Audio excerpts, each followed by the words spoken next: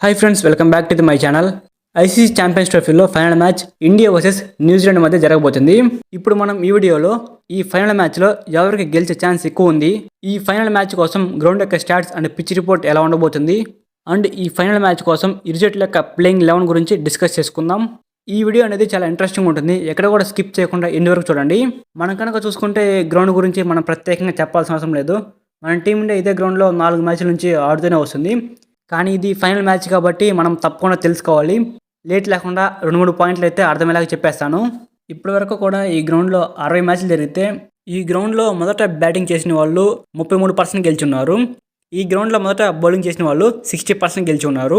Okay, నా యొక్క analysis ప్రకారం నాకేమనిపిస్తుందంటే ఈ యొక్క గ్రౌండ్లో మొదట ఎవరైతే టాస్ గెలిచి బౌలింగ్ ఎంచుకుంటారో వాళ్ళకే గెలిచే ఛాన్స్ అనేది ఎక్కువగా ఉన్నట్లు కనపడుతుంది. అండ్ ఈ గ్రౌండ్లో పేస్ బౌలర్స్కి 53% వికెట్స్ పడే ఛాన్స్ ఉంది.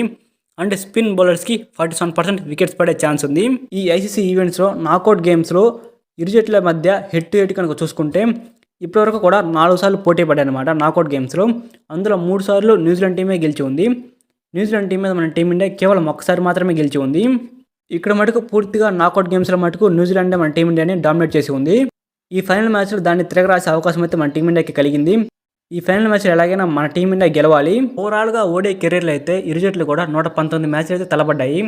అందులో మన టీమిండియా 61 సార్లు గెలిచి ఉంది. న్యూజిలాండ్ టీం 50 సార్లు గెలిచి ఉంది. ఒక మ్యాచ్ టైగా ముగిసింది. 7 మ్యాచ్ అయితే రిజల్ట్ అనేది లేదనమాట. మన టీమిండియా న్యూజిలాండ్ టీంని ఓడిఐ సిరీస్లో కావచ్చు అండ్ లీగ్ మ్యాచెస్లో కావచ్చు డామినేట్ చేసి ఉంది. కానీ నాకౌట్ గేమ్స్లో మటుకు న్యూజిలాండ్దే పై చేయి ఉంది. సో ఇప్పుడు ఈ మ్యాచ్ కోసం ఇరు జట్ల యొక్క ప్లేయింగ్ 11 చూద్దాం. ఓవరాల్గా మన టీమిండియా ఫైనల్ స్క్వాడ్ కనుక చూసుకుంటే రోహిత్ శర్మ, శుభ్మన్ గిల్, విరాట్ కోహ్లీ, శ్రేయస్ అయ్యర్, అక్షర్ పటేల్, కేఎల్ రాహుల్, హార్దిక్ పాండ్యా, రవీంద్ర జడేజా, మొహమ్మద్ షమి, కుల్దీప్ యాదవ్, వరుణ్ చక్రవర్తి. ఈ ప్లేయింగ్ 11 అయితే మన టీమిండియా ఫైనల్ మ్యాచ్ ఆడబోతుంది. అండ్ న్యూజిలాండ్ యొక్క ప్లేయింగ్ 11 కనుక చూసుకుంటే Will Young, Sachin Ravindra, Kane Williamson, Daryl Mitchell, Tom Latham, Glenn Phillips, Bracewell, Mitchell Santner, William O'Rourke, Matt Henry, Kyle Jamieson. New Zealand team అయితే ఫైనల్ మ్యాచ్ కోసం ఈ ప్లేయింగ్ 11తో ఆడబోతుంది. సో ఇదనమాట ఇరు జట్ల యొక్క ప్లేయింగ్ 11 అయితే.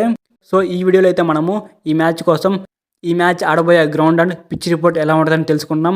ఇరు జట్ల యొక్క ప్లేయింగ్ 11 చూస్తాం. ఇవన్నీ విన్న తర్వాత మీరు ఈ మ్యాచ్లో ఏ టీం గెలుస్తుందని అనుకుంటున్నారో కింద కామెంట్ చేయండి. నేనైతే ఆల్వేస్ మన ఇండియాకి సపోర్ట్ చేస్తాను, ఎందుకంటే మనం ఇండియన్స్ కాబట్టి.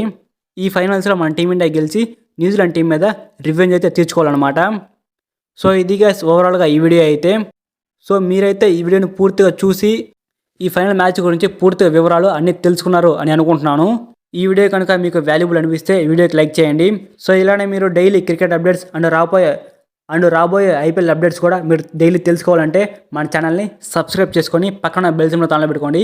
Thank you for watching my video. Have a nice day guys.